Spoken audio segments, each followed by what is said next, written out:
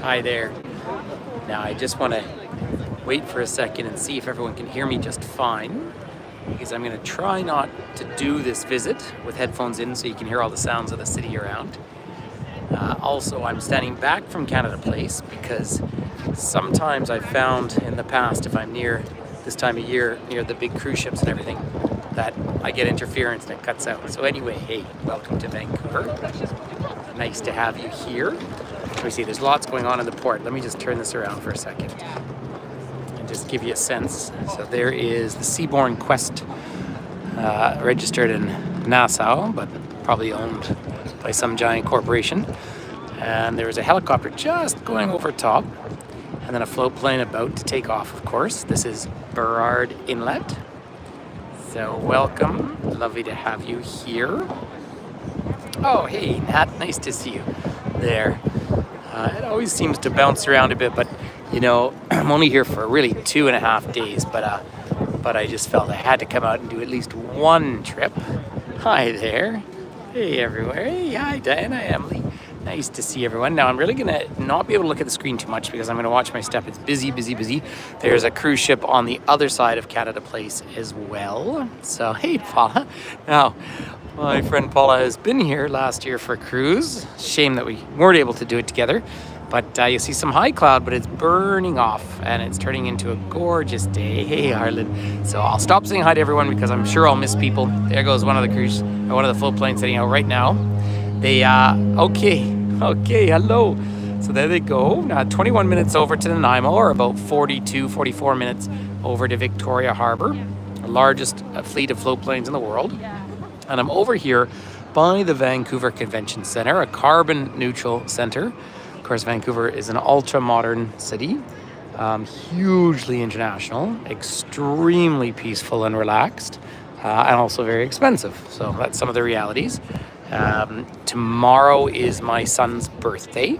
This morning we already walked the full length of Stanley Park, and we actually had our little computers on in our pockets, and from where we left and around and back was 15 kilometers, so that was nice. And then we stopped on Denman Street, which is super international street. I've done some live virtual tours there. Denman is the one that is the narrowest point between English Bay on the south side and Burrard Inlet here on the north side. And we stopped for Turkish food, and it was delicious. But you see all the big modern towers up behind me. Hopefully everyone's hearing me just fine. If not, I'll put my headphones in. I did want to point out, hey, thanks. It's fun. Little Finn, specifically my brother's coming over tomorrow morning from Vancouver Island where he lives. He's taking the ferry, the Hula, which just parks just up here. And the drinking age here is 19. So Finn's not much of a drinker or anything, but we're going to go out and have seafood, have oysters, and probably beer. But I just wanted to show you this. I really like this. British Columbia is the most unionized province in the country. And they talk about this convention center. But what I think is so interesting in modern construction, sometimes we feel like there's too many rules. But have a look at this. Trades under contract 144, lumber and place to place 52 kilometers, workers at the peak 850, days lost in injury none, and fatalities none. That is how modern construction should be done, right? But also, and my friend Robert said okay is hello in the Blackfoot language. And of course, Robert got to meet some of my Blackfoot friends in Ottawa. Well, this is the land of the Coast Salish people. And very, very specifically, all of Greater Vancouver, there's 3 nations around here. And it is not with treaty. I just have to point out this fellow's jersey, Oilers jersey going by. I'll count myself as an Oilers fan, won in overtime last night and tied up the series. It was very exciting. It was very stressful the first period. But we're just hockey mad, of course. But just coming back to this being the land of the Coast Salish people, this land here is not under treaty, right? So it has not been handed over, and it's really important to acknowledge that. In fact, I suppose they could order everyone else out theoretically. But you are in Canada's 3rd largest city, one of the most diverse cities on planet Earth, 2nd most diverse city in Canada, and of course Pacific Gateway City. Now we're only 45 minutes north of the border with the United States and Washington State, and we have a very close relationship historically with Seattle, another very progressive, interesting city. But Vancouver itself has been often rated the most livable city in the world. It's fallen back a little bit because of the cost of living here, although it's starting to drop a tiny bit, which is very, very good news. Here is about the Squamish Nation. Now, Squamish is halfway up to Whistler. Squamish people, their language is down to about under 50 sort of speakers as a first language, but there's a real effort to bring it back, and that played a really big role in our in the Olympics in 2010, and I think they're going to have another Olympics here that will be Indigenous led. So yes, Nat just mentioned Grouse Mountain. That's just in the clouds up here, and I still haven't decided. Maybe with Finn tomorrow we might hike up Grouse. I love hiking up there. That's very true. Friday the 13th. I never think about those things. Although there is this comedian I like, Nate Bargatze. I really like him because he's funny and he never swears. Hey, bonjour, Justina. And he said that he was married on Friday the 13th, and he said they got a heck of a deal in the venue. I like that. Was kind of fun. Anyway, I could stop at every one of these plaques along here, all the history of the city, but that sort of would take forever. So we'll wander around because I want to give you some of the gorgeous views. So I was up quite early this morning, and of course I fell asleep just right after the hockey game ended last night, but it was super, super exciting for all of us. So even if you are a Vancouver Canucks fan, you're cheering for the Oilers now. Now this Seabourn quest over here is actually quite small, believe it or not, as cruise ships go. And what they do is they sail up from here, and of course once you leave here, you enter Alaskan waters, not immediately. The inside passage, as we call it. I just have to show this to you. Let me just show you this for one second. I'll come back to the cruises. Hell for the salmon.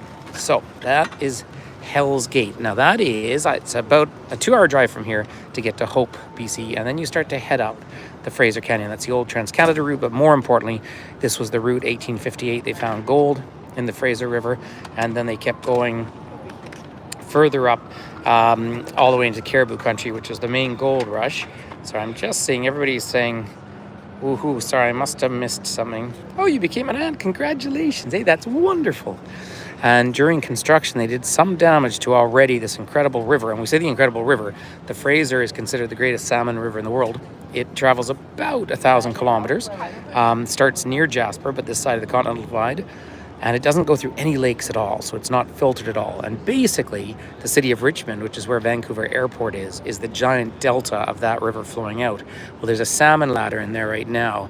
And there you go. The Fraser River, 1,375 kilometers long. Excuse me, we often say just shy of 1,000 miles.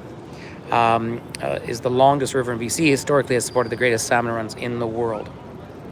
Hey, thanks for the happy birthday wishes to Finn. I only put pictures of him now into the subscriber group. He's and he wants me to take down the one I took the day.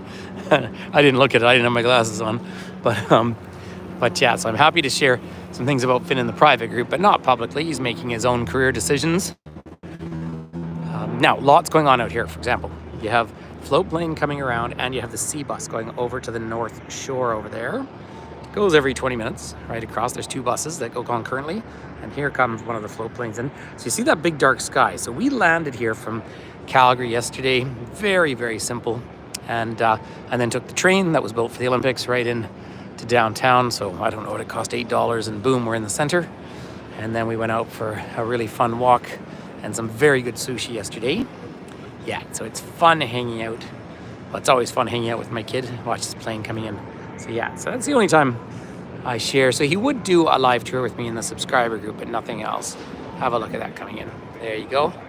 So last time I went over to Vancouver Island, I hopped on one of these planes and I zipped over in 21 minutes. And my brother met me on the other side. And then this is called the Water Drop, and it's a lovely little point of access. And it's really a lovely thing to see. So the drop course is